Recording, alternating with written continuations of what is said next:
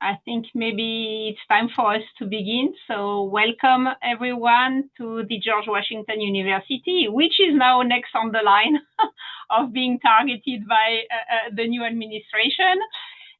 Welcome to this first seminar of the new academic year at the Illiberalism Studies Program. We are delighted to see so many of you, both in the US and both in Europe. It's the good sign of the good aspect of still being on Zoom and being online. Thank you for joining us today, where we will be discussing the publication of this wonderful edited volume called Antiliberal Internationalism in the 20th Century. It's a very nice collection that is looking at the kind of transfer and circulation of anti-liberal discourses in very different contexts, but also in historical perspective all across the 20th century. So it has both this kind of temporal and spatial aspect that I think make it a really original contribution to topics that are unfortunately super timely for us. So we have with us the three editors who will be briefly presenting the goals of the edited volume and what they see as the main findings. And then we will have two discussants here to kind of launch the discussion, comment on the book. Once they will have done their comments, we will give back the floor to the editors. I may be also asking one or two questions, and then we will have time for a broad discussion. So please feel free to be interactive during that presentation. Let me very briefly say a few words about our speakers. So we have here the three, as I said, editor of the volume, Robin de Bruin, Margit Bromfly, and Matthias Locke. The three of them are senior lecturer at the European Studies Department at the University of Amsterdam. Each of them working on different aspects of our discussion today. Robin has been working on Euroscepticism, the entanglement between decolonization, European integration. Margit has been working on modernity, transnational history, ideas of Europe, and Matthias on conservatism, counter-enlightenment. And we have with us, as I said, two great discussants, Jessica Reinisch, Professor of Modern History at Birkbeck at the University of London, Director of the Birkbeck Center for the Study of Internationalism and co-editor of the Bloomsbury Histories of Internationalism book series, and Juliana Chamedes, Associate Professor of History at the University of Wisconsin-Madison, looking at the European internationalist movement across the century and their global outreach. So that should be a really fascinating discussion. So I will begin by giving the floor to Robin, then Margit, and then Matthias to present the volume first. Okay, thank you, Marlene. The other editors asked me to say something about discussions in the early stages of this project. And I just checked when we had our first discussion about not about the book, but about the conference that preceded this edited volume. And it was in early July 2021. So only a relatively short time ago. And back then we wanted to organize a conference that would bring together our research interests, so conservative Europeanism, romantic internationalism, and in my personal case, the colonial roots of the European Union. However, inspired by the political developments at that time, when the global left-wing anti-neoliberal movement and networks of right-wing anti-liberal intellectuals, such as Dugin and Bannon, were all receiving a lot of attention. As a result of this, we quickly decided to adopt a global perspective. And then the discussion turned to the exact angle that we should choose. And in the minutes of our first meeting in July 2021, which I have before me, I read that we were particularly interested in the paradox that, on the one hand, anti-liberal internationalism involves criticism of the liberal world order beyond the nation state, but on the other hand, self-proclaimed anti-liberals themselves promote an alternative international order to counter the liberal status quo. So this was basically the paradox that we were interested at first. Soon after this first meeting in July 2021, the five of us, not just Mariette and Matthijs and myself, but also Rachel and Stefan from Groningen University. We issued a call for papers for a 3-day conference. And this call for papers was slightly modified in terms of content.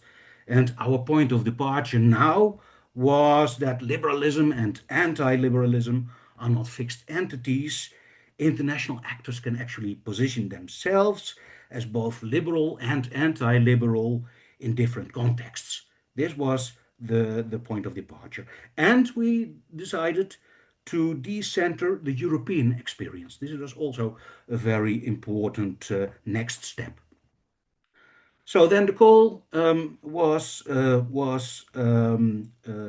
published, but it was not very narrowly defined, but apparently narrow enough. So we invited speakers to reflect, for example, on anti-liberalism and decolonization, or anti-liberalism and ecology, or technocracy and anti-liberalism, or the association of liberalism with the West. And we actually received quite a lot of proposals. And to be honest, every proposal we received offered an interesting new perspective. And this was very interesting. I actually don't remember having rejected many proposals, but maybe Matthijs or Mariette can say something about that. But I don't remember rejecting many proposals or finding it very difficult to select the contributions. And then in January 2023, the 3-day conference was held. The vast majority of the conference papers actually ended up as chapters in the collection. The conference papers that did not end up in the collection um, are in nearly all cases not included because the authors didn't have time to edit the conference papers. So in short, I remember this whole project, both the conference and the book project, as a project that went very well, partly thanks to Matthijs, who always acted as a kind of chairperson, except when it came to the budget. So, Mariette. Yes, thank you, Robin. So maybe it's good to briefly mention that Stefan Couperus and Rachel McElroy White unfortunately can't be here today. They of course would have liked to join us, but Stefan has important matters at the University of Groningen, and Rachel has a very happy reason why she can't be here, because she gave birth to a daughter this Saturday. So that's actually a very happy reason why she could not attend. So Robin mentioned the whole start of this project, and I think one of the things that made it a lot of fun for us as editors of the volume and as organizers of the conference is the fact that despite the somewhat gloomy topic of anti-liberalism, this was a truly international global cooperation. And as editors, we also like to believe that the fact that the volume is a product of a global cooperation, right? So not of a European or a transatlantic cooperation, but a real global common endeavor, is also what makes the volume interesting and relevant. Now, the conference, as Robin explained, took place in January 2023 in Amsterdam. And I remember it was not that long ago, that long after the COVID pandemic, and that we were very happy that it could largely take place on location, but we also had a few speakers joining us online. And the scholars participating in the conference came from various universities in the US, in the UK, from all across Europe, but also, for example, from the University of Sydney, of Tokyo, and of Jerusalem. And the conference thus brought together a really international, very vibrant and nice group of scholars, but it also brought together a group of experts from various disciplines working on various regions throughout the world. And this was also reflected in the presentations that were held at the conference, and also in the contributions in the volume. Because if I'm not mistaken, the contributions, among others, analyze manifestations of anti-liberal internationalism in Turkey, in China, in India, in Israel, in Zimbabwe, in Brazil, in South Korea, in the Pacific region, in the United States, and in various European countries. The volume adopts a global perspective, and I also think that the volume abundantly shows that when traveling across national or geographical boundaries, anti-liberal ideas and anti-liberal practices are often transformed, right? They are selectively appropriated and then adapted to the receiving context. And in doing so, they are often assigned a new meaning and a new significance.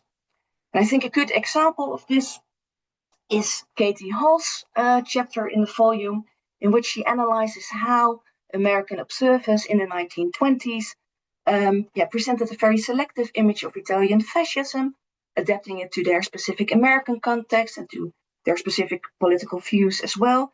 And in doing so, neglected the more repressive elements of Italian fascism. To mention two other examples, you can also think of Siobhan Smith's highly interesting analysis of how the anti-liberal Rhodesian Front in the 1960s and 1970s used liberal ideas and liberal rhetoric in order to gain support from an international audience for their very anti-liberal regime. Or you can think of Bayanti's Roy's chapter, in which he explains how the German Society of the Oligarch Muslim University in North India in the 1930s selectively appropriated elements of National Socialist ideology to further their own political, nationalist, and ethno-religious agenda. Okay, so I think that by stressing how the volume not only tries to take a global perspective, but also tries to trace the trajectories of anti-liberal internationalism across both temporal and spatial boundaries is important. But perhaps with this, Matthijs, I'm already entering your field, because it was your designated task as the main driver of this project to tell something about the volume's main conclusions. Okay, thank you, Mariette. And I should first emphasize it was, of course, a collaborative project, and that's what made it all more fun. And certainly not, I was certainly not the one driver of it all. As I said, I was going to say a little bit about some common conclusions, which is, of course, extremely difficult because it is such a, here, of course, in our book, enormous variety of these very excellent chapters, very different case studies. And you already a lot were mentioned by Mariette and Robin. I think one of the conclusions, of course, which was also what we set out with, is that internationalism and liberalism can never be seen as self-evident connections, and anti-liberalism with nationalism. Of course, we were building on other great works, such as by Jessica Reinisch, by Juliana, who are fortunately here, but also all the work by Glenda Sluga and Philippa Hetherington, which was formed also a major inspiration also for the whole project. So we're certainly not the first one, but we can build on the shoulders of giants, of course. But I think that was, again, of course, we set out to do, and it also came out of the volume. I think what I've also found very interesting, for instance, in various chapters, how anti-liberals could also make use, not only create their own institutions, but could also build or make use of the existing institutions. This is, for instance, in the chapter by Bloch, also by Jonathan Voges and by Smith. I think they showed very well how liberal institutions can be used by anti-liberals, which is also in the contemporary context, I think, really frightening and interesting too. Again, also, I think we're going to talk about more about it, how, of course, and this was also not the intention of the whole volume, that the very clear distinction between liberal and anti-liberalism often cannot be made, especially as the chapter showed in the colonial context, in the economic context, and also in the religious networks, especially there are very overlapping and very blurry distinctions between liberal and anti-liberalisms, although, as Jessica, of course, also has pointed out, some are really very much very self-defined anti-liberals, and they cannot all be mixed up together. But we can talk about this later. I think the key sentence here, I think it was phrased by Rachel, who's only the native speaker English among us, and also by far the best writer. She said, in the international sphere formed the institutional setting where liberalism and anti-liberalism developed in dialogue. And I think this is, of course, one of the main conclusions of the volume, excellently phrased by Rachel. I think another one, I think you already mentioned, Mariette, was the distinction between there's still this old idea, well, it used to exist at least before Trump started his presidency, between the liberal West and an illiberal East. I think it showed very well the circulation of these ideas. Also in the works of Mai Timing and Klaus, also how Imperial Germany and also Imperial Japan were models of conservative modernity, and also by the chapters in Dutta and Young, there were these global visions of a world order from the South. Well, two other, I've been asked when I gave these presentations in various on the book in various places, what about chronology? What struck me, I think, was interesting how the Second World War was not so much a rupture, several chapters underscored the continuity, and also the key role of the 1970s. I think this is also the key moment also for the Oxford Handbook of Illiberalism, the 1970s as a cradle of these anti-liberal internationalisms. Another one, I think, what interesting, we should have had more papers, I think, on left-wing anti-liberal internationalism. We had a great paper by our Greek authors, Iason Zarikos and Giannakopoulos, Georgios, on, of course, left-wing anti-liberalism. But I think what also a few desiderata, which I think we did not cover sufficiently in our volume, is, I think, the crossovers between the left and the right, which we hoped we would have had more papers on, but we didn't. So this is something I would have, which is certainly could be discussed much more. And of course, it's also a very politically sensitive topic as well. Another, I think, lacuna is gender. Gender is really interesting. I think very much today, gender becomes increasingly important in this political polarization. So, but that was a topic we could address more.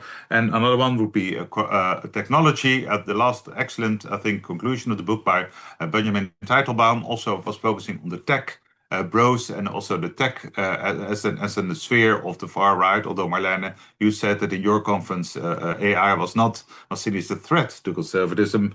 And I think ecology. We had a chapter on Tomohito Baichi on I think where ecology played a role in the oceanic anti-liberalism, but I guess these are topics which can be explored much further. But of course, you can never hope. That's never a good idea. There should be much more conferences. Hope, which, despite the darkness sometimes of the topic, at least the fact that we can talk to each other is a very positive one. And now we can have the critics have their say. So, thank you all for collaborating.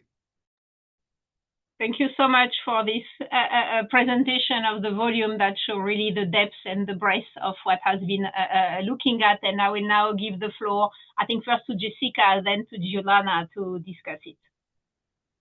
Thank you so much. Excuse me, I'm a little bit croaky already. It's only 3rd of September, but I hope I can get through this talk. But thank you so much. I'm really excited to be here. And I'm really grateful for the invite to join this lovely panel. First up, I must congratulate the editors and the chapter authors.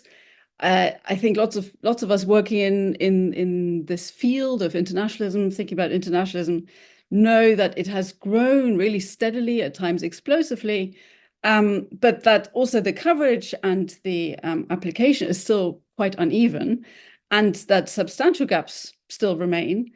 But this volume goes some way towards thinking about or articulating what these gaps look like, and even starting to fill them and driving the field forward. So I think it's very useful in that it's going to stimulate conversation and discussion and debate. And I'm very glad to have been able to read it.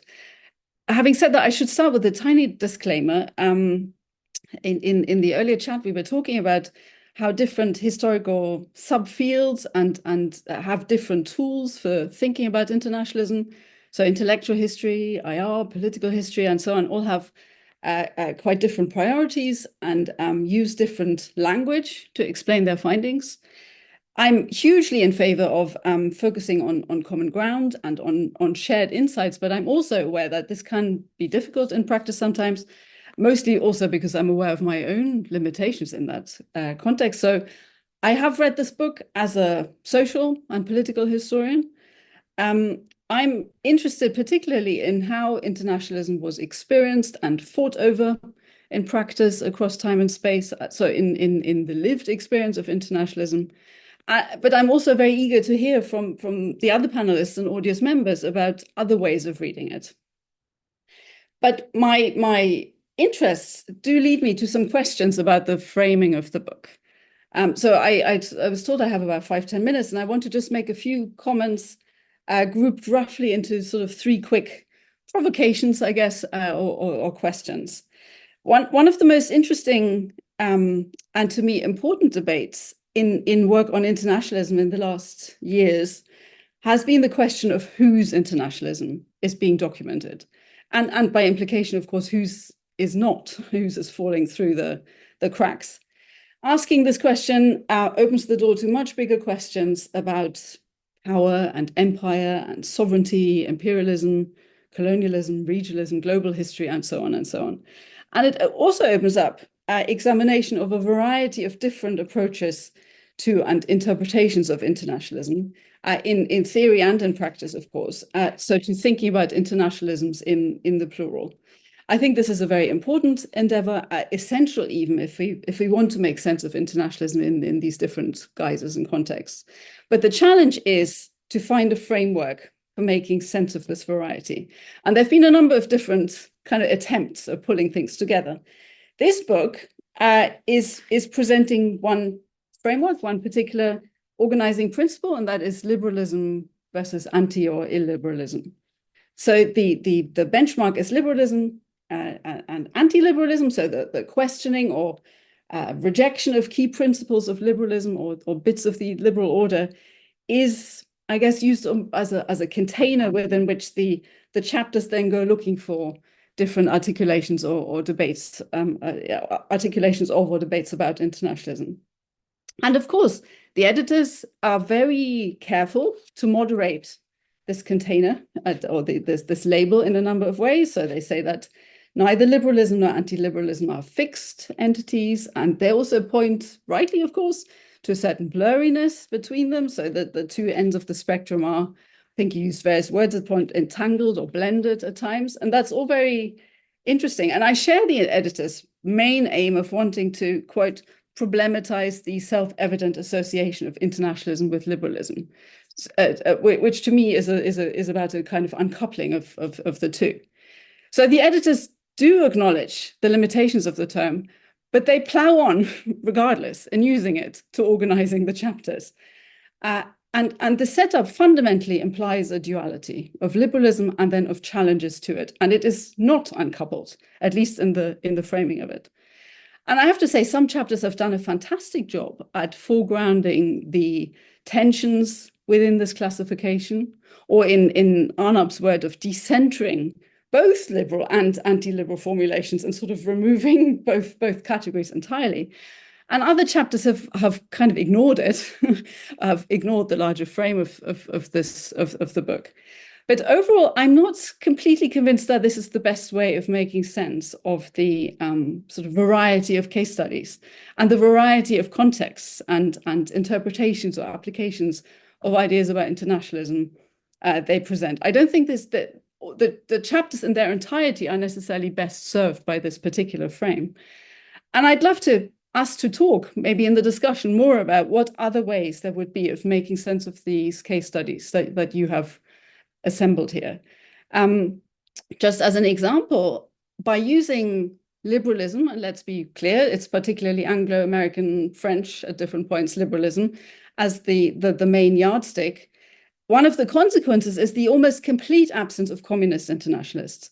Absent, that is, in their own words, where they are mentioned, it is in the form of anti-communism, used by European fascists, by British colonialists in India, by Catholic conservatives in the US, by South Korean activists, or by the Asian People's Anti-Communist League, or on the Rhodesian Front, or so on. But the socialist world and socialist actors, in their own words, are completely absent, which is interesting in a project on internationalism, but to me a limitation.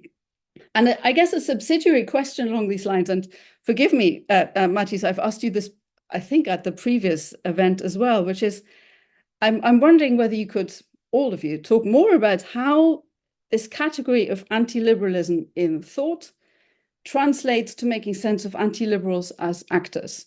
So how the self-perception of these various internationalists who are pushing back against some aspects of this Anglo-American French liberalism, how they describe themselves, and whether there really is a self-proclaimed anti-liberal in the words that you use to make sense of this variety. Maybe there is in certain times, but I'm not sure about the universal application of this as a category of capturing agency. So that was one question about the bigger frame. Matthijs, you already touched on this. I was also wondering about the global timeline or chronology of anti-liberal internationalism as opposed to the liberal versions that this book present. I mean, as you say, very obviously, this is not a new phenomenon. And the timeline you present in the introduction and in the way the chapters are organized, so it starts with French Revolution, there's some 19th century origins, Bentham and so on, the Vienna Congress, and then you use Glenda Sluga's 5 phases with key watersheds around First World War, Second World War, Bretton Woods, UN, human rights, and so on, 1970s and 1989-91. But I was left wondering whether this timeline really can serve all contexts and actors and formulations of internationalism equally. Arguably, this chronology comes straight out of the history of Anglo-American French liberalism, and it could be misinterpreted or misused as sort of the West and the rest, if that is the kind of timeline that you want to organize the other versions in. So do you see the editors, but also maybe some of I can see that some of the chapter authors are in this room. Do you see any other chronologies running through the book across several of the case studies? I think that would be a really useful a conversation to have. So that was my second question. And then my third is to think about the book's ambition to, what you say, historicize the contemporary developments, so the contemporary moment, which is useful and interesting and important, and we are all touched by it in our lives and at work and so on. But arguably, this agenda also builds some crucial tensions or limitations into the project. I'm wondering what current expressions of alt-right activism or right-wing populism, such as discussed in the epilogue, tell us about internationalism in the past. And present. So the epilogue makes some really interesting observations along these lines, but seems in terms of the timeline or the conceptualization of internationalism largely divorced from some of the other case studies in that sense. And on that note, I was also wondering if the contemporary is the frame, can we ever escape the kind of Cold War imagination, really? There's an implied reference in your title to Anthony Giddens's Beyond Left and Right, which I wondered where it would take us if you made it more explicit. I mean, Giddens could be relevant to the discussion. It's an argument about the redundancy of a language of left versus right for understanding radical politics. He says, it's been a while since I've read it, but he says we can't understand radical politics anymore solely through this prism of left-wing radicalism or in terms of these old binaries of the market versus state socialism and so on. So perhaps that echoes a point you want to make about internationalism. But Giddens, reference to Giddens, and if that is the frame, it also obscures both place and chronology. Giddens, which was published roughly at the same time as Stephen Holmes's Anatomy of Anti-Liberalism, which is cited a lot in the volume, are all about, to my reading, about the peculiarities of the 1980s, early 1990s, early post-Cold War moment in the US and UK. Holmes is particularly interested in the condition of liberalism in 1990s US, as far as I can see. So using these quite specific theoretical frameworks from a specific time and place to organize these global expressions and forms of internationalism can sometimes have a kind of jarring effect. Giddens, when applying Giddens to the history of internationalism, could have unintended consequences in that sense. By implication, it divorces internationalism from its histories, many histories, and from the rhetorical uses to which this concept has been put in different settings. So these are kind of provocations that, and I hope they can start a conversation. But I enjoyed reading this book a lot, and I can see its usefulness. I'm teaching a course on internationalism, and a master's level course on internationalism, and I can see myself signing all kinds of chapters already. So thank you. That's it for as a starting shot. Wonderful. Thank you so much, Jessica. Great, really points you have been making. Juliana. So thank you so much to the editors, to the authors, and to Jessica for kicking us off so beautifully. So I too really want to start off by celebrating this edited volume. It's a major achievement. Mateusz Lok, Mariette Brosma, Robin de Bruyn, Stefan Couperos, and Rachel McElroy-White are really to be applauded for trying to move the conversation around illiberalism and anti-liberalism beyond Europe, for contributing to ongoing conversations around transnational and international history, and really asking the question, is there a global history of illiberal internationalism, and if so, what would that global history of illiberal internationalism look like? The volume also added all kinds of new individuals, movements, entire countries to the analysis. And I think it does trouble what we thought we knew about both liberalism and anti-liberalism. I also really enjoyed the chapters that delve into what Robin explained, I didn't know, was actually the starting impulse for the conference, which is the contradictions internal to both the liberal and illiberal tradition, and the ways in which liberals are searching for, as Katie Hull puts it, quote, freedom from freedom. So this idea of freedom from freedom, I thought was a really powerful, succinct formulation of that core contradiction at the heart of many aspects of the illiberal traditions that are traced in the book. I also found it fascinating to learn about the many worlds of pseudo-liberalism, for instance, through the contribution of Siobhan Amelia Smith on the Rhodesian front, or Brandon Block's contribution on what we might call liberal imposters or liberal chameleons.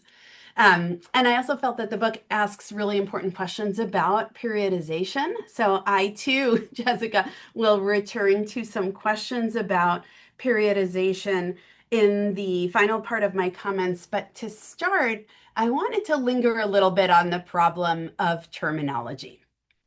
The introduction and the first few chapters of the book are very interested in the problem of terminology, rightly so, of course. A shared language helps us build shared meaning. It contributes to a collective project of knowledge making. The definitional question is clearly essential. So I really appreciated that focus. But the definitional question is also extremely difficult, as many folks have already touched on. And I think the problem really starts already with the two words in the book's title. If we take their prefixes off before we get to anti-liberalism, we need to be clear on what we mean by liberalism. Before we get to internationalism and the space between nations, maybe we need to think about the nation state itself. And liberalism is not just sticky, it's really a sticking point for a few reasons. So number one, it's a sticking point because we are good historians, of course, right? We know that meanings change over time, and therefore it would be a fool's errand to try to pin down one single overarching definition. We care about how words and concepts evolve over time. We care about contextualizing them. We tend to be skeptical as historians about the idea that overarching abstract concepts remain static or frozen as the decades and centuries roll on. So that's one reason why liberalism is a sticking point.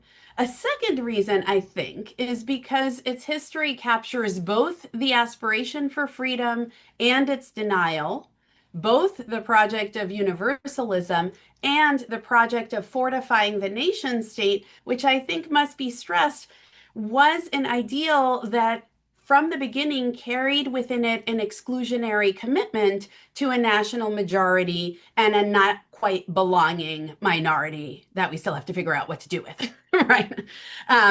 So in addition to articulating the imperative of freedom, of individual flourishing, of tolerance, of open-mindedness, liberalism in practice, as we know, was also integral to the making of European empire, right? And we've learned this from scholars, including many of you in the room, Jennifer Pitts, Uday Singh Mehta, Nikhil Pal Singh, Duncan Bell, Andrew Sartori, et cetera, these scholars have shown that liberal thought on everything, from progress to property rights, has long been entangled with empire making. So for instance, Unur Ulaş İnce argues in Colonial Capitalism and the Dilemma of Liberalism that the liberal self-image of the British Empire was constructed by disavowing the illiberal violence of colonial economic exploitation. Okay. We don't need to universally buy into this strand of the historiography, of course, but it's important to be aware of it. And as contributors to this volume also note, there do seem to be various instances in time when colonial or imperial liberalism moves to suppress anti-colonial liberalism. And this happened as early as the Haitian Revolution of 1791. And of course, we know that American liberalism from the beginning also coexisted with grotesque forms of dehumanization and anti-universalism through its cohabitation with plantation slavery. So even if we don't establish a causal link, we can at least take note of the correlation between or the contemporaneous existence of liberal and highly illiberal practices. Interesting when it comes to the question of unfreedom and slavery, I went back to Raymond Williams' Keywords, which is a text that, I just love to keep as a reference text to look at what he thought about liberalism. And what he reminds us in the beginning of his entry on liberalism in Keywords is that the distinction between free and unfree has been central to the word from the beginning, because liberalism derives from the English term liberal, which initially referred to a class of free men as opposed to the unfree. So well beyond the official abolition of slavery and much later into the age of decolonization, I think we still sit with this paradoxical nature of liberalism and liberals acting anti-liberally, as Jessica has shown, as scholars like Glenda Sluga have shown so well, as I think has been well established by historians in the field. Now, highlighting the contradictions at the heart of liberalism is essential to many accounts of the dark underbelly of modernity. To pun on Bruno Latour, we can say, if we agree with this strand of the historiography, that we have never been liberal, right?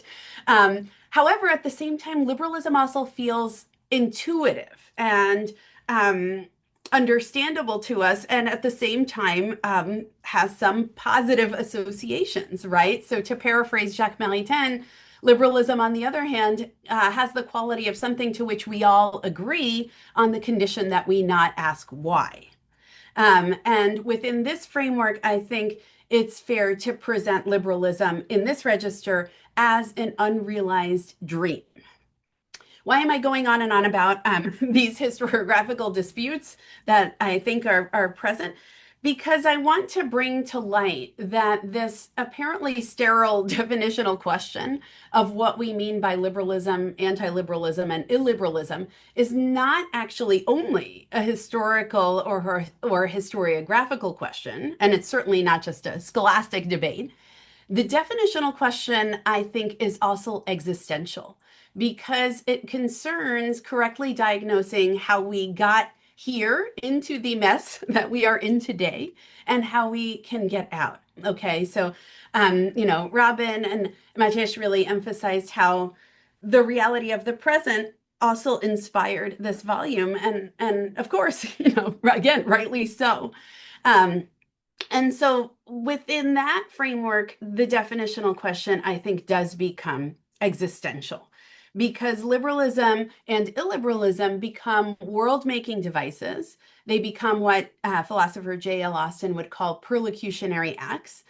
And their usage actually reflects an attempt to shape and create new types of social, political, and economic relationships.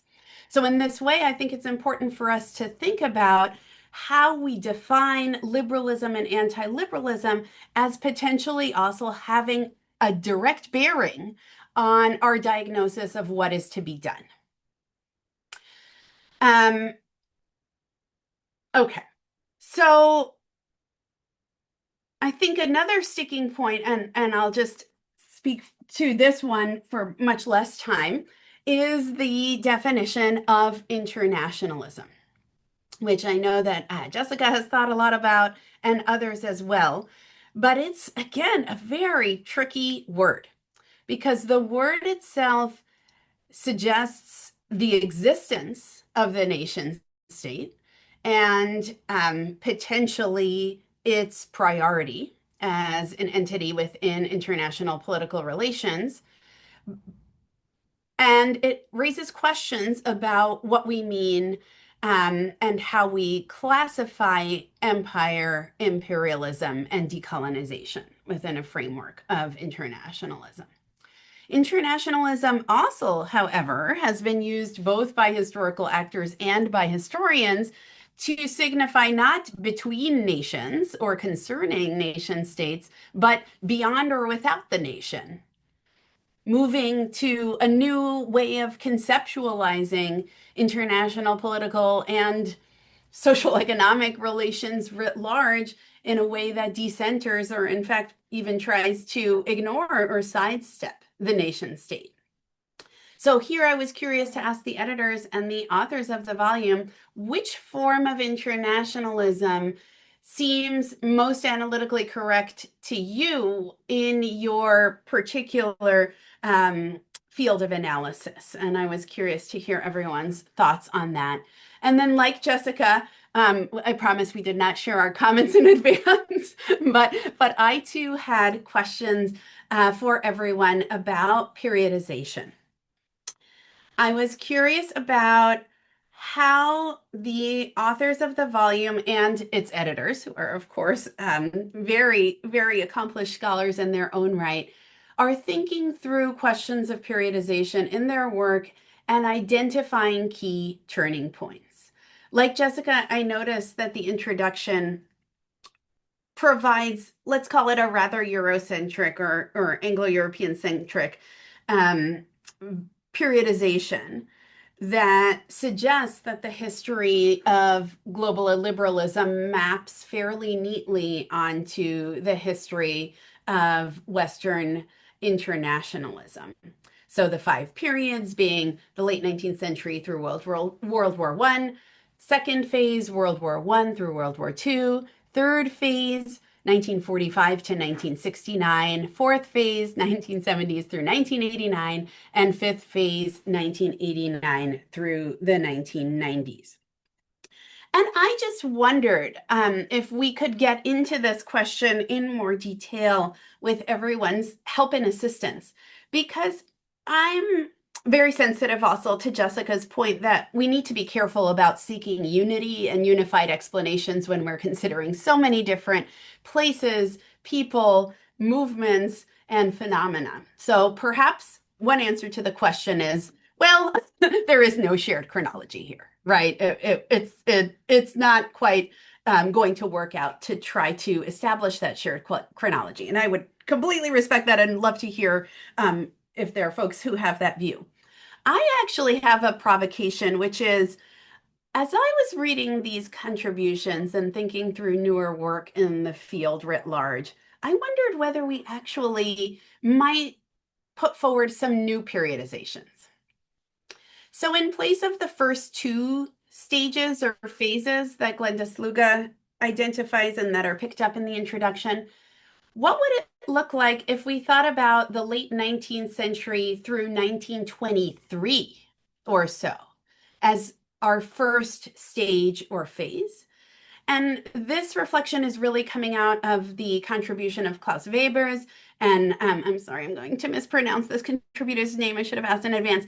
Maitiming, which I found totally fascinating, on how the Qing dynasty and the Ottoman Empire are inspired by illiberal Germany of the late 19th and 20th centuries, and recast Germany as non-European and as a colonized power, and engage with Germany as a source of inspiration for their own illiberal revolutions. Similarly, I've been thinking a lot about a wonderful book that just came out by Samuel Hirst called Against the Liberal Order, which discusses how the Soviet Union, the newborn Soviet Union, and the newborn Turkish state in the early 1920s become pioneers of an illiberal revolution that stands, as his title says, against the liberal order. And again, this is a story that does not end before World War I. It actually really flourishes in the years as World War I is going on and in the early 1920s. A second moment that came to mind for me as I was reading these contributions as an alternative chronology, or really an alternative decade to stress more, was the 1950s. I was really struck by the Korean War as a turning point through Sun Yat-sen's contribution, through the 1950s as a turning point through Brandon Bloch's contribution, as Weider turns from Nazism to human rights, and his participation in the Association for the Study of the European Refugee Problem, and newer work on histories of neo-fascism that also are quite interested in the 1950s.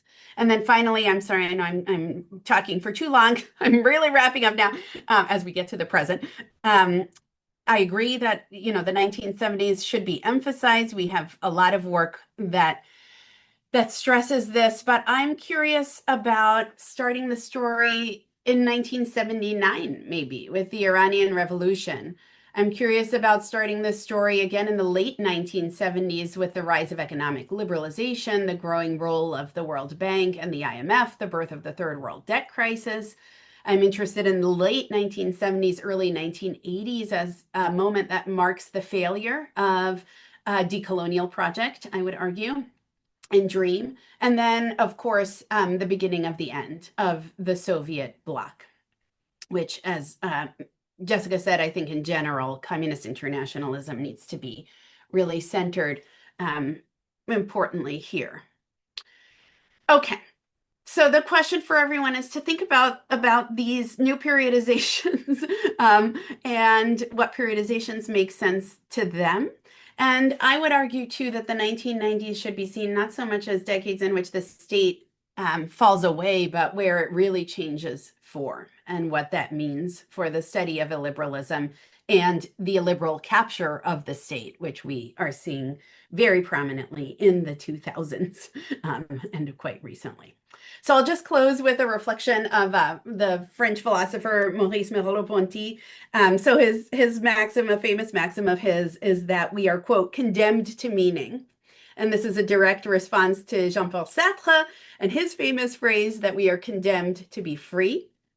And what I'd like to say is that, rather than arguing critically against the difficult stickiness of both terminology and chronology, I think what this volume really shows us is that we are trapped between these two impulses, between a desire to assign meaning and live within a meaningful world through our embodied existence as what it is that we fundamentally do, and a desire to escape the strictures of language and meaning, and also injustice through forms of freedom that I think the contributors of this volume and the editors really modeled for us by defying disciplinary and geographic boundaries. So thank you to you all, and I'm looking forward to comments and discussion. Wonderful. Thank you so much, Juliana. So really great comments from Jessica and Juliana. I would like now to give the floor back for a few minutes to our three editors to kind of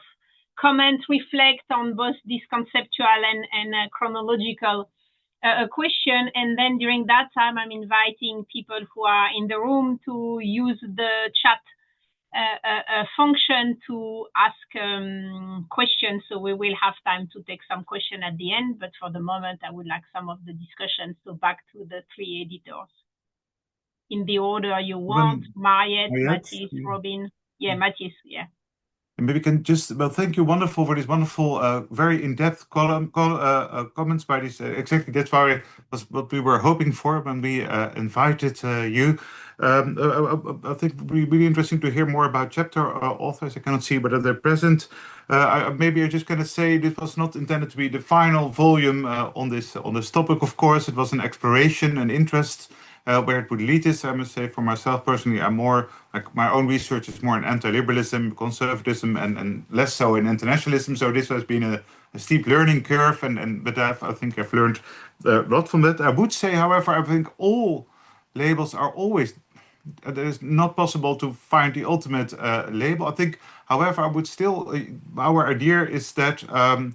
Still using those concepts like liberalism, anti-liberalism, not as perennial traditions, but also very much people themselves define themselves as liberals or also as critics of liberalism. So we were not trying to give them perennial ideas, but more or less how people lived. I think, Jessica, you said how they experienced it and how they lived it. At least it was actually our intention. And I think especially your comments on chronology, I have to think more. I think we, as I said, having less knowledge in internationalism, we relied a little bit on Sluga's, I think, very a clear book. But I think exactly what I found interesting, your comments you said about finding a new chronology. And I think that will have to wait other studies because they were very useful. I can say many things more, but I would like to hear maybe from other chapter authors who were present here. So happy to give the floor to Mariette, then maybe Robin, and then if there are authors in the room, they are also welcome to participate in the discussion. So please if you would like the floor, people who are in the room, please raise your digital hand. Mariette. So many thanks also on my behalf, Jessica and Juliana, for your great comments. This is very useful and very good food for thought, I would say. I think maybe we could, one way to tackle the definition problem is, of course, as Matthijs also said, to look at the historical actors and how the definitions and the ideas they use themselves and how these changed over time. But yeah, this is a very difficult dilemma. So I'm actually also very curious to hear your suggestions of what would be perhaps a more fruitful framework for analysis. There were very. I agree with the points being said about the socialist or communist anti-liberal internationalism, and I also find the point about the periodization. I also agree with you. It's very challenging, and it certainly requires further research. You mentioned, Juliana, 1923, the 1950s, and then 1979. So that's I think you can make a strong case for this. So the first thing that also comes to my mind is the First World War as a global catastrophe that affected, not almost the entire world's population. I think it's difficult to overestimate the global effects of that. But turning points, as we know, as historians, are of course always constructions in hindsight, and constructing global turning points is even more difficult. So that requires more research. Robin?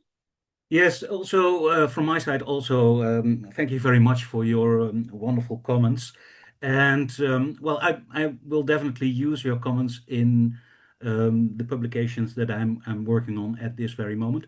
I've actually published on the alt-right movement and their abuse of history.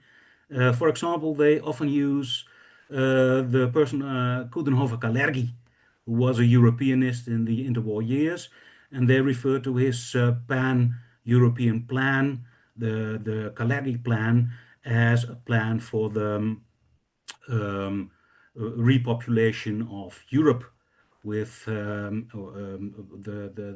white genocide.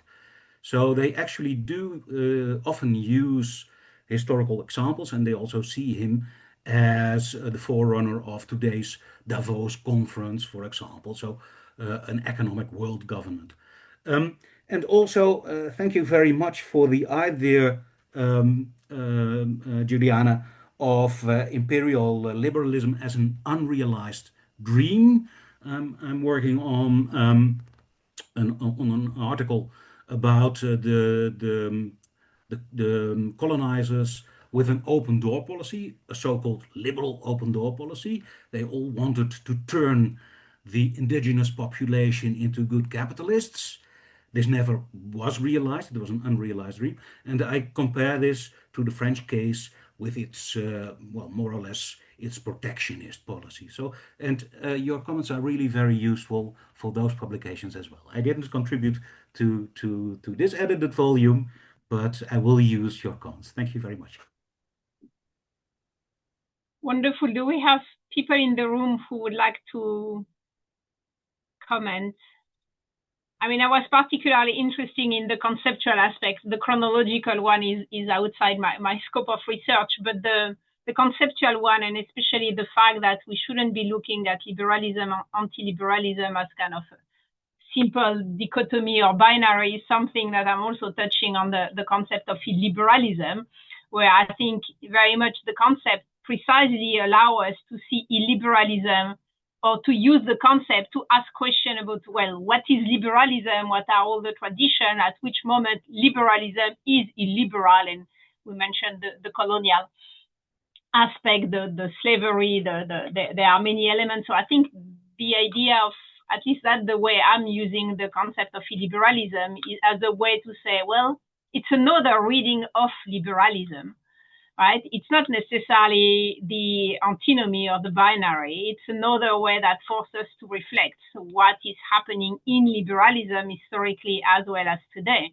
And as Juliana was saying, it has an existential aspect, because it's, depending on the way you use the concept, that will impact the policy you think you can use to try to improve things in the society. So I think here there is really a kind of a core reflection that the volume has been kind of trying to disentangle through this chapter, that is really kind of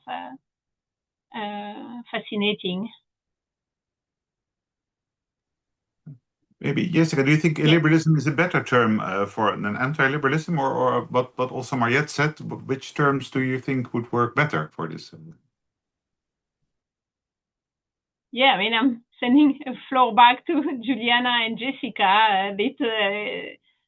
I think I mean, concepts can always be kind of discussed. I think it depends on how you want to use them and which kind of question do they allow you to ask. For me, illiberalism allow more questions than anti-liberalism that look black and white binary, while illiberalism, and I like the kind of the idea that liberalism is ill, you know, that you have in the illiberalism aspect, so that force you to think of illiberalism as a branch or kind of interpretation of liberalism, and not as a binary, you know, the good guys versus the bad guys, which I think is the risk with liberalism, anti-liberalism.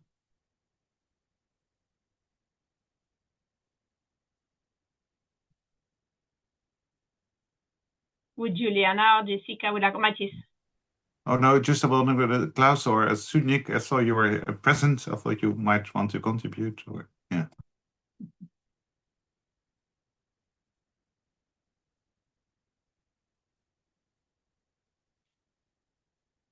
Well, I'm happy to add also on the kind of the colonial aspect that I think is really fascinating, and that I think is also overlapping with the discussion on what about the leftist side, and how do we discuss that, is how you look. And because I'm a specialist of Russia, right?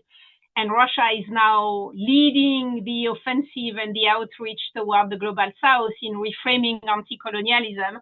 And so here you have really also a kind of fascinating example of, you can be an imperial country on your own, what you see as your own territories or sphere of influence, promoting an anti-colonial narrative to the global south, where you mixed what is identified as leftist tradition, like the Soviet internationalism, with what you see as right-wing conservative values, right? So you have this kind of dialogue between what was identified as right, what was identified as left. And I think here also the boundaries are kind of shaking. And if we continue to use the concept of right and left in a traditional sense, we also have difficulties at capturing this transformation that are now like both right and left, or no right, no left, but something else. So I think they are genuinely kind of shifting ideological landscape globally that invite us to rethink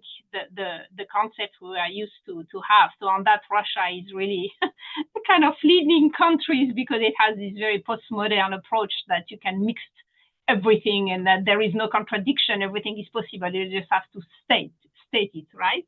But this kind of mix of leftist anti-colonialism with rightist conservative values seems to be working pretty well in many countries in the world. So here also, I think it's kind of transforming the way we have been using all these terminologies. I received a message from Klaus. He said he could not turn on his mic, but I think you can, Klaus. Can you not? Maybe not, Aaron. There may be people, but could you, those who would like to take the floor, could you raise your hand? Now it works. Oh yeah, okay, now it works. Yeah, sorry, but this has deflected my attention a little bit. And anyway, on Zoom, I have a problem with my hearings. Yeah, but thanks for appreciating that we transcended these seizures between periodization. And I think this also brought us inevitably to also transcend the left-right gap, yeah, because it was really almost, oh, sorry, my English, it was inevitable that we saw how this polarization emerged only with the end of the First World War, yeah, and became very important, not only in Europe, but also in China, and not to the same extent, but it also becomes an increasingly important factor in what remained of the Ottoman Empire and then in Turkey. And this, of course, gave us the lead, yeah, to see how elements of ideology were passed on from rather nationalist, militarist students, intellectuals, politicians, to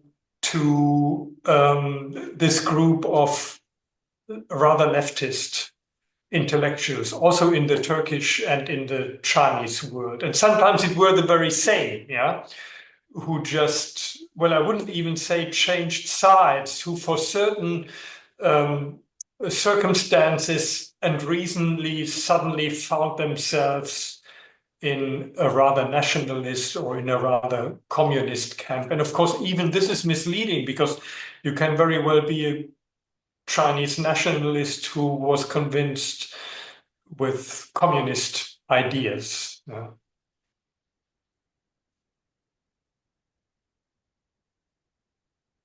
And those of you who have read it, nothing new for you now, but how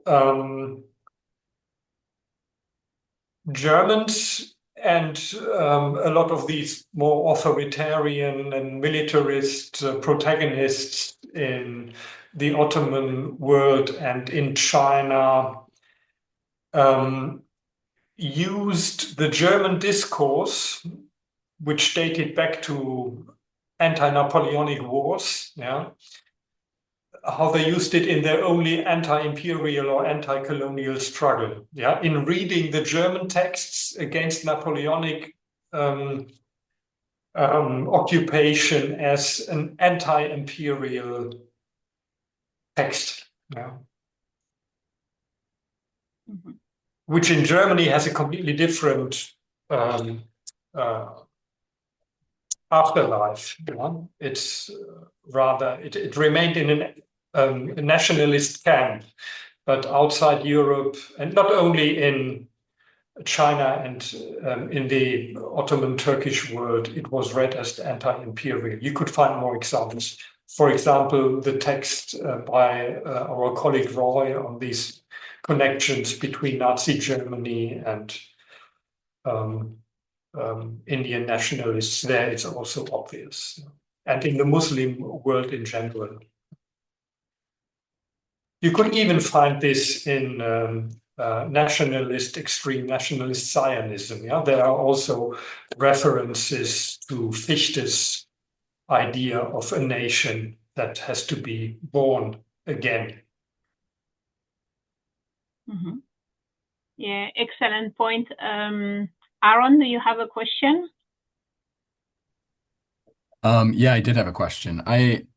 I kind of had a question, which I should preface by saying that I haven't read the volume cover to cover, so it's always dangerous to kind of levy questions in that sense. But I have read a number of the chapters. And my question was maybe for the editors as well as the discussants, and particularly based on Jessica's comments, which is about one kind of bridging the gap between the kind of 20th century focus of the volume and then the kind of contemporary context in which the volume was written and produced. And it's about this kind of question of internationalism and, in a sense, the absence of the communist international in the volume. But really, my question is more about the chapters that I read tended to take an ideational approach or focus on rhetoric or kind of ideology writ large. And I wondered if that was a deliberate choice and the reason I'm asking that is because I'm curious about the kind of material elements of internationalism. And so I'm thinking of, based on Jessica's comments, like what the Communist International meant, in addition to kind of shared ideological frames and these kinds of things. It meant genuine material collaboration and technological transfer and all sorts of things that were very material and rather than kind of strictly ideological. And I'm curious now if we think about our contemporary moment and if we think of the current anti-liberal international, if we take the title of the book, and the differences between that 20th century context and some of the case studies that are in the book and our current moment, and whether to me, I think that the material basis is quite different from the 20th century in terms of the way that these actors are collaborating. And I think that that's partially just indicative of our politics writ large and the kind of dematerialization of everything in the West and the East. But I think that there maybe is also something specific there in terms of anti-liberal manifestations. So I don't know if that makes sense, but I guess it's a question for the editors in terms of their intentions for the volume, and then also maybe the discussants, because their comments are what kind of spurred that question.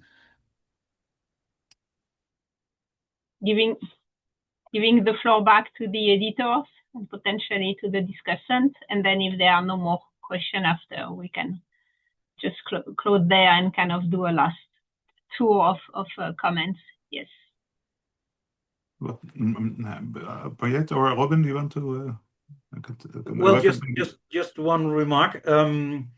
This Soviet internationalism is usually the field of the East European Studies Department in our European Studies Department. So we're quite used to leave it to them. And actually, if you're interested in that, one of our colleagues, Sudha Rajagopalan, she has written about Soviet internationalism and especially about the material side. So I can, well, if you want to, I can give you information about that. Yeah, but I wanted to say exactly the same, Robin. She published a book on the journey of Soviet things. I think it's called Soviet internationalism in India and in Cuba. But of course, this is not an excuse. Yeah. So, Matthijs, can you maybe add something to that? Well, maybe I will also think about materiality. I think also the body maybe is also a topic which might be interesting to study. I think several students of mine wrote a MA thesis also on the plastic surgery and how the body is being reshaped nowadays. Of course, I think there's the Mar-a-Lago look, and I think that's an interesting topic. But I think I would not define the 21st century as maybe different in that respect. I think it's an excellent point. I think many of us were trained in intellectual history and in the history of thought, and I think exactly the material aspects are truly an important aspect of that. And I think also including the body, or how the body is being reshaped. But I would not say the 21st century is different in that respect. I think bodies are always very relevant. So I think, as I said, it's not the definitive volume in this regard, but I think that is a really good way. I think also doing a way of intellectual history should move forward. But I think there was the coherence. But maybe you can also ask again, Jessica, maybe coming back to this question, is there a certain concept that you think would work better? Because I'm also looking for that actually, because I'm always finding all these, every concept has its own difficulty in a way, and we cannot live without concepts at all. But could you perhaps give us some suggestions? You mean a concept that would work better than liberalism? And anti-liberalism for And these kind of anti-liberalism. studies. Yeah. I mean, in a way, it's easy for me, or easier for me as a social historian, because my instinct, with all its limitations, is to go to the sources and see how people describe themselves. Now, that produces a very messy, contradictory picture, but that is what social history looks like. Intellectual historians, you guys have more of a problem of organizing, of categorizing, of like presenting neatness and stuff. So my heart goes out to you. It's much harder. But you touched on this yourself, Matthijs. The instinct should be really the contradictory but still kind of important articulations of the various actors that you're interested in is important, not least because it often draws on very interesting and very selective historical reference points. So how internationalist projects are presented and the opponents that are identified is essential. So in that sense, I would say to Robin, great stuff that your Eastern European History department is doing good work, but it's very much part of this conversation. And that, as all the references in the volume on anti-communism point to, it's really the meeting points of all these different clashing models that I feel like this is, if we zoom in on that, we learn a lot about different constellations and different uses, and so it is partly about rhetoric, but it has very real and material consequences. I mean, when you were speaking about materiality, Aaron, sorry, I'm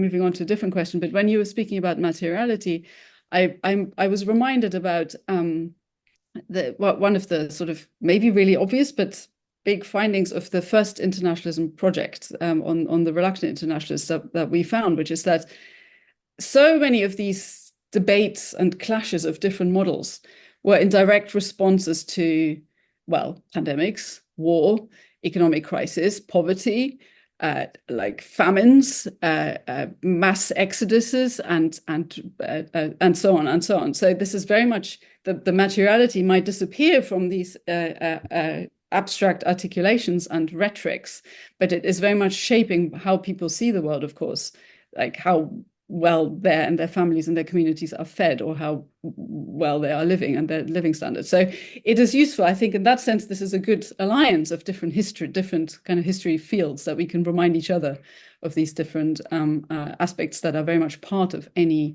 version and articulation of internationalism in that sense. But I would shy away from using liberalism as the benchmark. That's just my instinct, because I think it is very exclusive and exclusionary.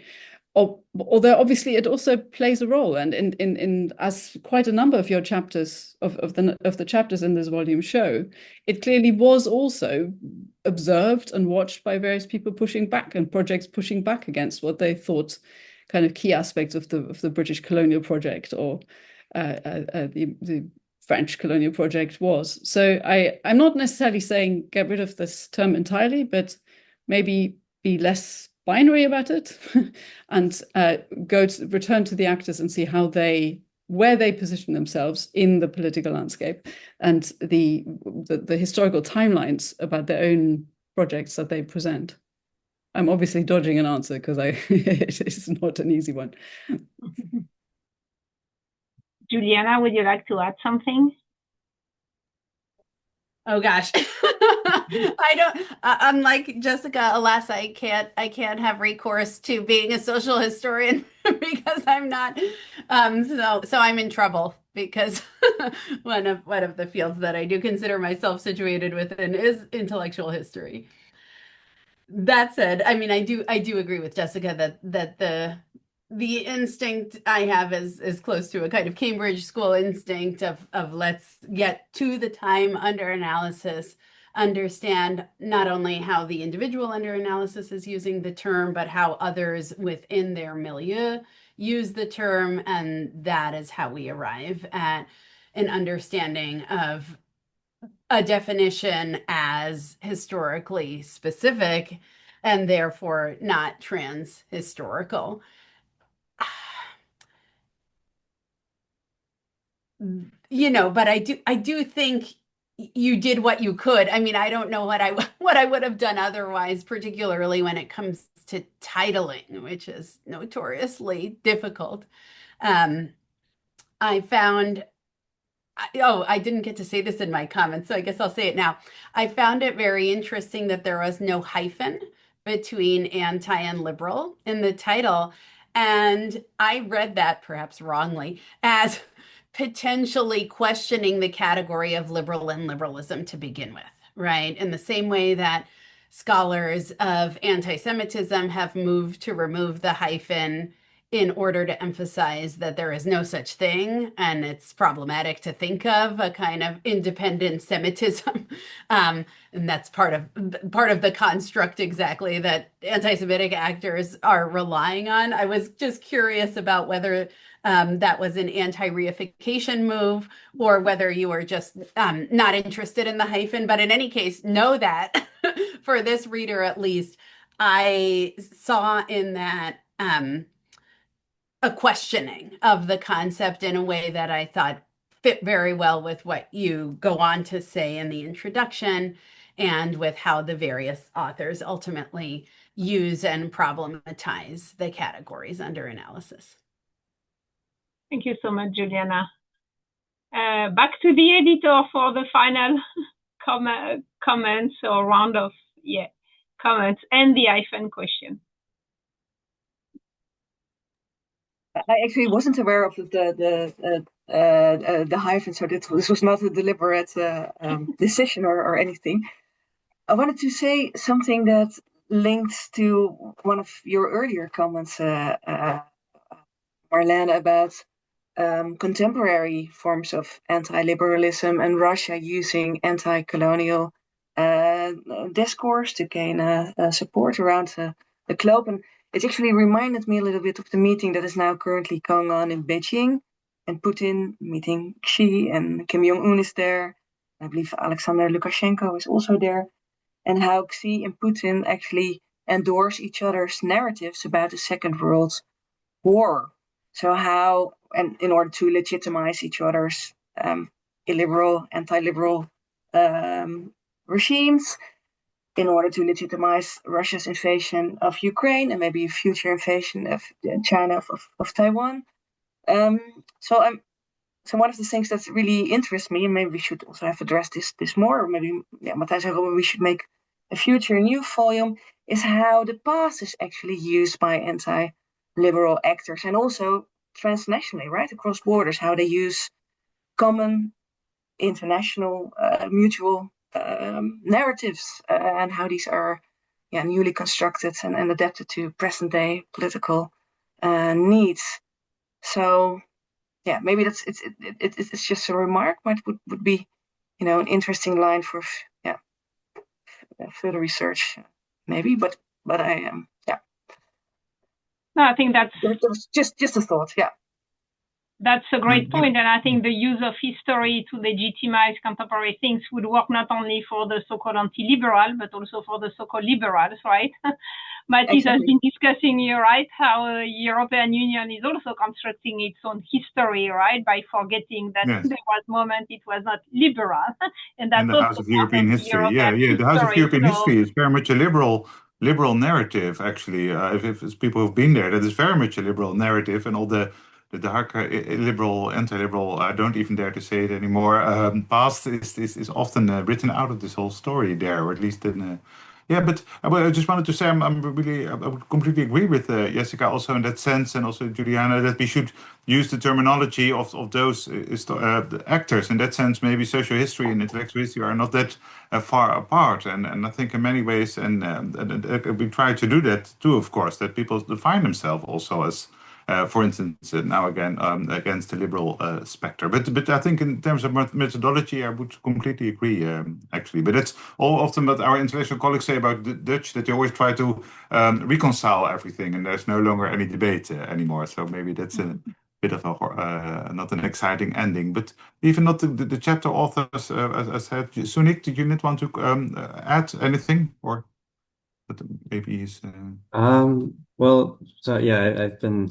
There you go. Yeah, sorry. I've been digesting all the wonderful comments and also the very thought-provoking comments made by the discussants, and it's like where is the communist international or the socialist forms of internationalism, and especially in the Korean case, right, with North Korea right there, it's unavoidable to think about how like the absence of the communism, for example, in my chapter, it is a bit noticeable, except in opposition, like being anti-communist. So yeah, I'm not quite sure how to answer that. But I guess what I just wanted to emphasize, I think what the Korean case can really bring to the conversation is things like definitions of liberalism, whether it's appropriate. Koreans very much debated that very question of what liberalism is, and where they stood in opposition to liberalism, despite being an American ally. I found that very interesting, right? Because South Korea has been for 70 years considered one of the strongest American allies, and yet even the top officials of the government are questioning whether they fit into this civilizational mode of liberalism. And so there's a lot of paper and ink spent trying to define liberalism and whether it fit Korean conditions. And I really think the Korean case shows how the Cold War and post-coloniality created very volatile conditions ideologically. It wasn't a simple binary that one might expect from the Cold War.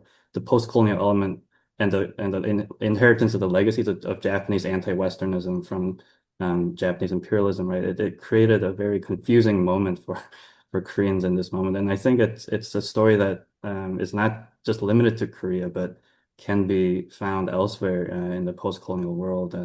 And I think I'm not offering any solutions, but that's another kind of question I'm throwing in. Like how do we reconcile the post-colonial world with anti-liberal internationalism? And it's something I'm still trying to work out through my chapter, but also my research as well. But yeah, sorry, I didn't have any other thoughts or any solutions I can offer. Just continuing the conversation, I'm hoping, through my work. So thank you. Yeah, thank you so much. Great comments. And indeed, Korea, it's always good to look at these kind of countries who have been through so kind of different kind of local imperialism from the neighbor, and then the Western one, and then the kind of American prisms and so on. So it's a fascinating kind of decentering view from what we are used to have when we look at kind of Western Europe or the US. So maybe on that, it's time for us to conclude. And once again, to thank you, all of you, for participating in this great discussion. Thank you to our two great discussants who really enriched the way we were looking at the volume, and thank you to the three editors and all the contributors to the volume for kind of launching or continuing an already existing discussion, and hopefully there will be next step and new conferences and new volumes to come to continue that kind of dialogue between disciplines and between different time and spaces. So thank you all of you for being with us today. That was a really great way to launch the new academic year for the Illiberalism Studies Program, and who we hope to see you online for other events. Thank you so much all.